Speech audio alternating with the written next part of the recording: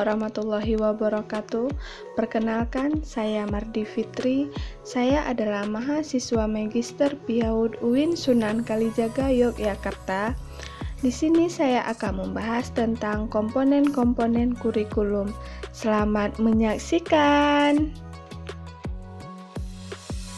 Komponen kurikulum sendiri terbagi kepada 5 bagian. Yang pertama, ada tujuan. Yang kedua, ada materi pelajaran. Ketiga, yaitu strategi pembelajaran. Yang keempat, organisasi kurikulum. Dan yang terakhir, evaluasi. Yang pertama, tujuan.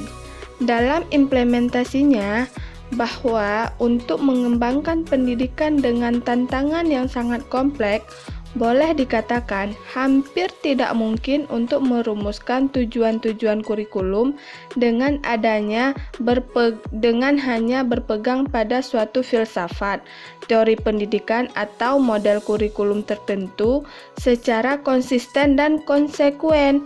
Oleh karena itu, untuk mengakomodir tantangan dan kebutuhan pendidikan yang sangat kompleks, sering digunakan model eklektik dengan mengambil hal-hal yang terbaik dan memungkinkan dari seluruh aliran filsafat yang ada, sehingga dalam menentukan tujuan pendidikan lebih diusahakan secara berimbang. Perumusan tujuan kurikulum sangat terkait erat dengan dasar yang melandasinya. Kemudian, yang kedua ada materi pelajaran. Berkenaan dengan penentuan materi pembelajaran dalam kurikulum tingkat satuan pendidikan, pendidik memiliki wewenang penuh untuk menentukan materi pembelajaran sesuai dengan standar kompetensi dan kompetensi dasar yang hendak dicapai dari setiap kegiatan pembelajaran. Dalam prakteknya, untuk menentukan materi pembelajaran perlu memperhatikan beberapa hal berikut ini.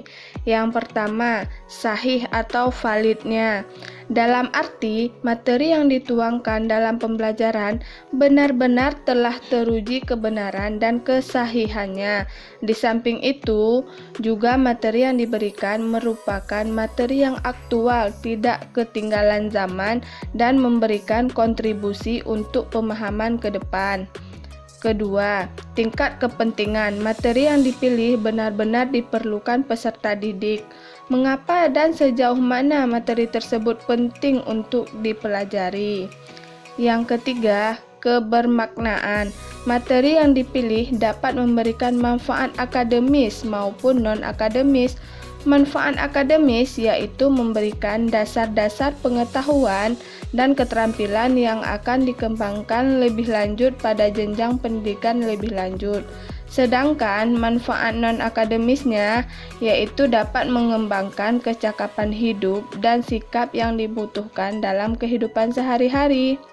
4. Layak dipelajari. Materi memungkinkan untuk dipelajari, baik dari aspek tingkat kesulitannya tidak terlalu mudah dan tidak terlalu sulit, maupun aspek kelayakannya terhadap pemanfaatan materi dan kondisi setempat. 5. Menarik minat. Materi yang dipilih hendaknya menarik minat dan memotivasi peserta didik untuk mempelajari lebih lanjut, menumbuhkan rasa ingin tahu, sehingga memunculkan dorongan untuk mengembangkan sendiri kemampuan mereka. Kemudian, yang ketiga ada strategi pembelajaran. Banyak kemungkinan untuk menentukan strategi pembelajaran, dan setiap strategi pembelajaran memiliki kelemahan dan keunggulannya tersendiri. Terkait dengan kurikulum tingkat satuan pendidikan, belakangan ini mulai muncul konsep pembelajaran dengan istilah PAKEM, yang merupakan akronim dari pembelajaran aktif, kreatif, efektif, dan menyenangkan. Oleh karena itu, dalam prakteknya, seorang guru seyogyanya dapat mengembangkan strategi pembelajaran secara variatif, menggunakan berbagai strategi yang memungkinkan siswa untuk dapat melaksanakan proses belajarnya secara aktif, kreatif, dan menyenangkan, dengan efektivitas yang tinggi. Yang keempat ada organisasi kurikulum. Beragamnya pandangan yang mendasari pengembangan kurikulum memunculkan terjadinya keragaman dalam mengorganisasikan kurikulum. Setidaknya terdapat 6 ragam pengorganisasian kurikulum, antara lain adalah sebagai berikut. Pertama, mata pelajaran terpisah. Isolated subject. Kurikulum terdiri dari sejumlah mata pelajaran yang terpisah-pisah, yang diajarkan sendiri-sendiri tanpa ada hubungan dengan mata pelajaran lainnya. Masing-masing diberikan pada waktu tertentu dan tidak mempertimbangkan minat, kebutuhan, dan kemampuan peserta didik.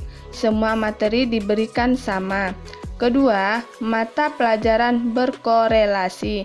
Korelasi diadakan sebagai upaya untuk mengurangi kelemahan-kelemahan sebagai akibat pemisahan mata pelajaran. Prosedur yang ditempuh adalah menyampaikan pokok-pokok yang saling berkorelasi guna memudahkan peserta didik memahami pelajaran tertentu.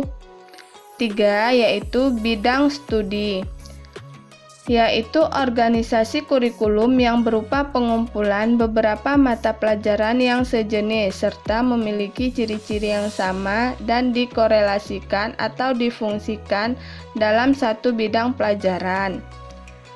Salah satu mata pelajaran dapat dijadikan core subject dan mata pelajaran lainnya dikorelasikan dengan core tersebut. Program yang berpusat pada anak yaitu program kurikulum yang menitik beratkan pada kegiatan-kegiatan peserta didik, bukan pada mata pelajaran. Kemudian yang kelima ada inti masalah, yaitu suatu program yang berupa unit-unit masalah, di mana masalah-masalah diambil dari suatu mata pelajaran tertentu dan mata pelajaran lainnya diberikan melalui kegiatan-kegiatan belajar dalam upaya memecahkan masalahnya. Mata pelajaran yang menjadi pisau analisisnya diberikan secara terintegrasi. Dan yang terakhir ada eclectic program, yaitu suatu program yang mencari keseimbangan antara organisasi kurikulum yang terpusat pada mata pelajaran dan peserta didik. Yang terakhir adalah evaluasi kurikulum. Evaluasi kurikulum memegang peranan penting baik untuk penentuan kebijakan pendidikan pada umumnya maupun untuk pengambilan keputusan dalam kurikulum itu sendiri. Hasil-hasil evaluasi kurikulum dapat digunakan oleh para pemegang kebijakan pendidikan dan para pengembang kurikulum dalam memilih dan menetapkan kebijakan pengembangan sistem pendidikan dan pengembangan model kurikulum yang digunakan. Hanya sekian video yang saya buat. Terima kasih atas waktunya dan mohon maaf bila video ini terdapat banyak kekurangan.